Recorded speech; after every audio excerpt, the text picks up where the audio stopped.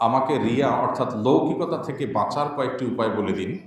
কেননা আমি যে কোনো ভালো কাজ করতে গেলেই ভয় হয় এটা কি আবার রিয়ার কাতারে পড়ে যায় কিনা। এজন্য অনেক ভালো কাজ থেকে নিজেকে পিছিয়ে নেই। রিয়া বা লৌকিকতা এটা একটা অপরাধ, এটা একটা গুনাহ। ইমানদার তার সকল কাজ খালেস এবং নিরঙ্কুশ আল্লাহর জন্য নিবেদন করবে।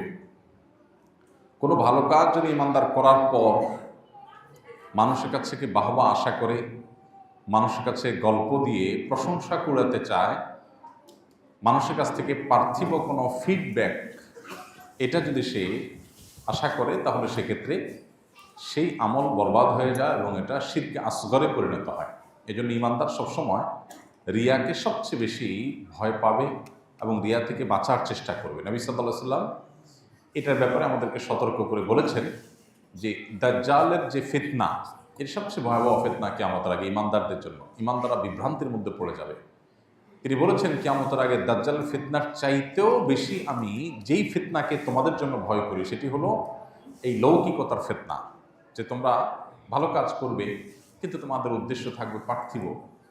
হয়তো উদ্দেশ্য পরিপূর্ণ ভেজাল থাকবে না, আল্লাহকে সন্তুষ্ট করার উদ্দেশ্যে করছো, কিন্তু সেখানে মানুষ দেখুক, মানুষ বাহবা দেখ, লাইক কমেন্ট করুক, মানুষের কাছে তুমি ভালো হও, এরকম মানসিকতা যখন চলে আসবে তখন পুরোটাই বরবাদ হবে। আল্লাহ সুবহানাহু ওয়া তাআলা গায়ুব, আল্লাহ তাআলা তার পবিত্র সত্তা অনেক বেশি আত্মমর্যাদা সম্পন্ন, যার কারণে কোনো আমল যদি কেউ আল্লাহকে খুশি করার জন্য করে, আবার পাশাপাশি দুনিয়ারও কিছু আশা করে, আল্লাহ তাআলা সে আমল গ্রহণ করে না। আল্লাহ বলেন তুমি দুনিয়ার যেটা আশা করেছ সেটার জন্যই করো, আমার জন্য পিওরটা ছাড়া আমি গ্রহণ করি না, যেটা শুধু আল্লাহর জন্য হবে, অন্য কোনো ধান্দা উদ্দেশ্য কিছু থাকবে না, নাম যশ খ্যাতি সেটা আল্লাহ গ্রহণ করে।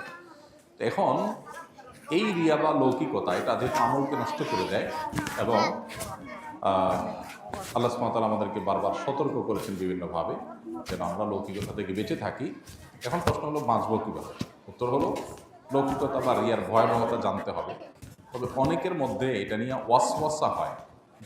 যেমন প্রশ্নকর্তার কথা থেকে মনে হচ্ছে ওয়াসওয়াসা আছে। ওয়াসওয়াসা মানে আমি আল্লাহর জন্যই করছি, আমার মনে অন্য কোনো উদ্দেশ্য নাই, কিন্তু ভেতর থেকে শয়তান বা আমার নফস বোধহয় বলছে যে তোমার আমলে মনে হয় ভেজাল আছে, অহেতুক আমাকে পেরেশান করবার জন্য। এটা বলে ওয়াসওয়াসা।